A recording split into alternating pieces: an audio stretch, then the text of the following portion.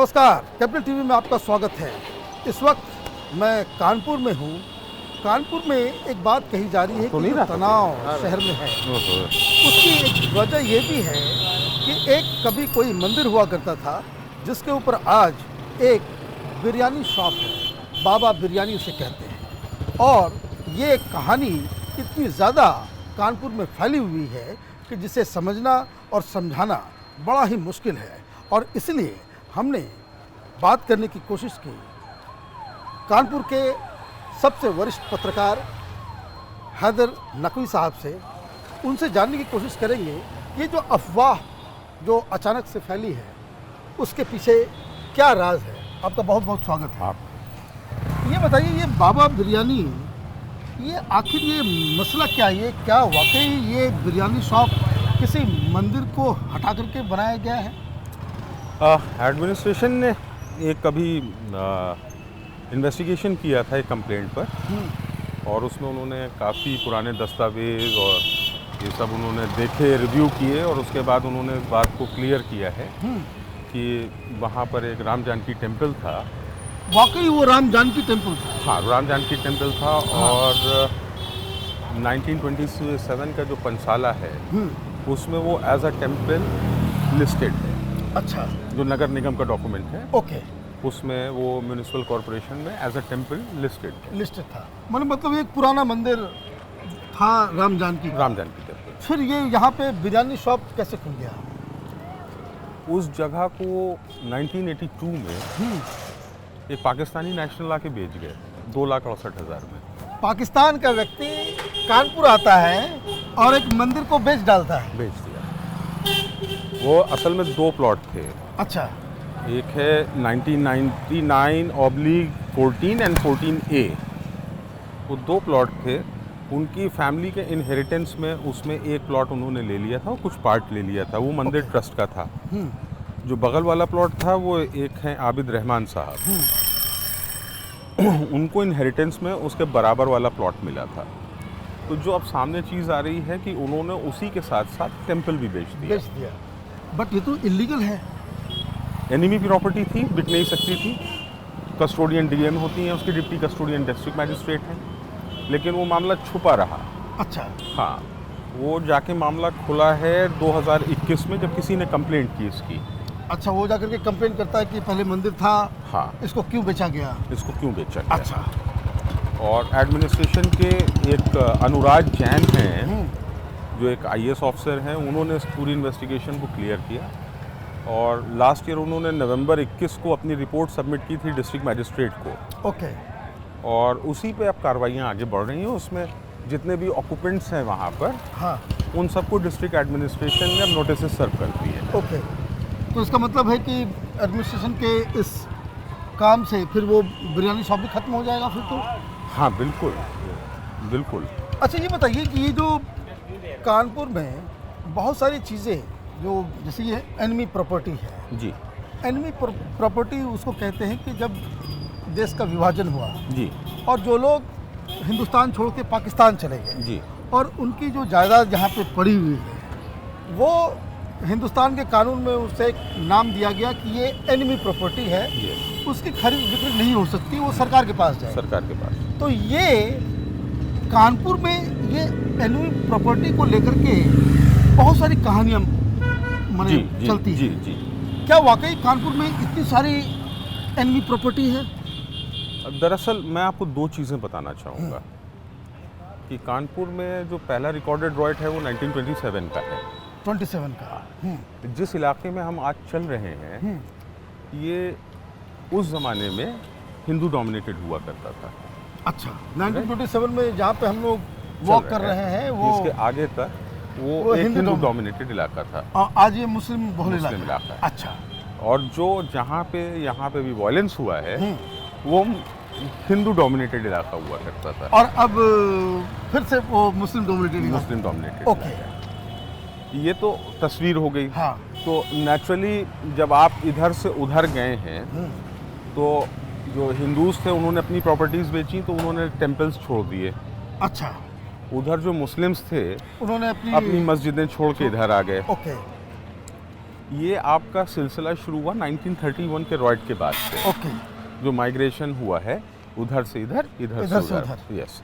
अब वो क्यों हुआ है इसको मैं नहीं बता सकता, लेकिन ये हुआ है। राइट। और इन दोनों इलाकों के बीच में 152 टेम्पल्स और मस्जिद हैं। मतलब नई सड़क के और आगे से लेकर चौक से लेके यहाँ तक में 152 टेम्पल्स और मस्जिदें हैं। ओके। जो उस बीच में रह गई जी। अब रहा आपने दूसरा सवाल है, वो ये है कि एनिमी प्रॉपर्टी कैसे है यहाँ पर। कानपुर मेरे ख्याल से सबसे ज़्यादा अगर कहीं एनिमी प्रॉपर्टीज़ लिस्टेड हैं या आइडेंटिफाई हुई हैं पूरे उत्तर प्रदेश में, वो कानपुर में है, क्योंकि यहाँ से माइग्रेशन सबसे ज़्यादा हुआ है। ओके। सबसे ज़्यादा हुआ है। और 98 प्रॉपर्टीज़ अभी तक उन्होंने लिस्ट की हैं, जिसमें से उन्होंने 12 ऑलरेडी एनिमी प्रॉपर्टी डिक्लेयर कर दी हैं। अच्छा। 3 का प्रोसेस स्टार्ट है, जिसमें ये राम जानकी टेम्पल भी है। और उसके अलावा तमाम कंप्लेंट्स हैं जिन पे कार्रवाइयाँ चल रही हैं। अब ये बताइए कि ये, और मुझे जानना है कि और भी किस तरह की बड़ी बड़े जो प्रॉपर्टीज़ हैं जी, जो एनिमी प्रॉपर्टी कभी हुआ करती थी जी, और मैंने है, और उसके ऊपर इलीगली उसको ऑक्यूपाई किया गया है। सबसे बड़ा, अरे आप ये देखिए हलीम मुस्लिम इंटर कॉलेज। अच्छा। ये कॉलेज जो है, हाँ, ये जो कॉलेज है, हाँ, ये हलीम मुस्लिम इंटर कॉलेज है। हाँ। ये कानपुर का बहुत ही पुराना इंस्टीट्यूशन है। और ये इंटर कॉलेज बनवाया था हलीम साहब की फैमिली में। हाफिज़ हलीम साहब थे, हाँ, उनकी फैमिली ने इस कॉलेज की तामीर कराई थी। ओके। 1911 में, वो आपको बोर्ड पे दिखेगा। हलीम साहब जो थे और बशीर साहब, ये कानपुर के टॉप नॉच बिजनेसमैन थे। ओके। और इन्होंने कानपुर में जो क्रिकेट आया है उसके पीछे इस फैमिली का बहुत बड़ा योगदान है। अच्छा। हाँ, एक ये फैमिली और एक जेके वाली फैमिली। ओके। पार्टीशन के वक्त काफ़ी लोग इनके यहाँ से चले गए, क्योंकि ये प्रॉपर्टी इसलिए एनिमी में नहीं आई क्योंकि ये एक चैरिटेबल उसमें है। अच्छा, ये चैरिटेबल में है। हाँ। और उन्होंने इस चीज़ को डोनेट कर दिया था। हालांकि उनकी फैमिली ने कोशिश की कि इसको ऑक्यूपाई करके हम बेच बाच के ख़त्म करें, लेकिन ऐसा हुआ नहीं। हाफिज़ हलीम साहब के एक बेटे थे शाहिद हलीम साहब, वो 1947 में चले गए पाकिस्तान। और पाकिस्तान में वो कराची में जाके सेटल हुए। 1957 में उन्होंने डुअल नेशनलिटी कर ली 10 साल बाद, और वो ब्रिटिश नेशनल भी हो गए। ओके। उसका उन्होंने बेसिकली बड़ा फ़ायदा उठाया डुअल नेशनलिटी का। सन 2000 में उन्होंने ये फैक्ट हाइड किया कि वो एक पाकिस्तानी नेशनल है। ओके। राइट। हाँ। और उन्होंने कानपुर में आकर सन 2000 में 106 करोड़ रुपए की प्रॉपर्टी उन्होंने बेच डाली। और जो कानपुर की वो प्राइम लोकेशन पे प्रॉपर्टी है, वो सब के सब बेच दी। सब के सब बेच दी उन्होंने। तो वो इसका मतलब है कि एनिमी प्रॉपर्टी के साथ ये इतना बड़ा खेल हो गया। बिल्कुल बिल्कुल। हाँ। और वो 97 प्रॉपर्टीज जो है विवादों में ऑब्वियसली आना है। बिल्कुल। अब आप वो लोकेशन समझिए। हाँ। कानपुर का है सेल्स टैक्स रोड, वहाँ पे आपको जितने अपार्टमेंट्स मिलेंगे। कल्याणपुर में, रोशन नगर में बगीचे थे, वो बेचे। उसके अलावा जिन्होंने ये राम जानकी टेम्पल ख़रीदा है, उन्होंने ही शाहिद हलीम से पावर ऑफ अटॉर्नी ले ली थी और उन्होंने उनकी सारी प्रॉपर्टीज़ बेची हैं। ओह, तो ये तो कानपुर का पूरा एक बड़े कई सारी चीज़ें जो गड़े मुर्दे अब उखड़ने शुरू होंगे। हाँ। तो एक अपने आप में एक दूसरे तरह का फ्लैश पॉइंट बनेगा ये तो। फ्लैश पॉइंट क्या है कि इसमें लेकिन बहुत बड़े बड़े लोग इन्वॉल्व हैं, क्योंकि उन सबकी प्रॉपर्टीज़ हैं। हाँ। और ये कानपुर में बेसिकली दिल्ली से ज़्यादा महंगी प्रॉपर्टी है। दिल्ली से ज़्यादा महंगी? हाँ। आप जिस इलाके में चल रहे हैं, हाँ, यहाँ पे अभी एक जो चर्चा का विषय है कि एक प्रॉपर्टी बिकी है 4 लाख रुपए गज। 4 लाख रुपए गज? बस। तो आपके साउथ दिल्ली में इतनी नहीं होगी। नहीं, बिल्कुल नहीं है। बॉम्बे में नहीं होगी, इन्फ्लेटेड है बिल्कुल। और चूंकि ये डेंसली पॉपुलेटेड इलाका है, पॉपुलेटेड एरिया, इसलिए ये इस तरीके का है जी। तो ये एनमी प्रॉपर्टी को लेकर के और फिर इस तरीके से जो शहर का जो पूरा जो डेमोग्राफी है, हाँ वो जो अदलता बदलता रहा है, जी। उसका इम्पैक्ट आप कानपुर के चप्पे चप्पे को जानते हैं, उसका इम्पैक्ट कम्युनल एनवायरनमेंट पे कितना पड़ता है?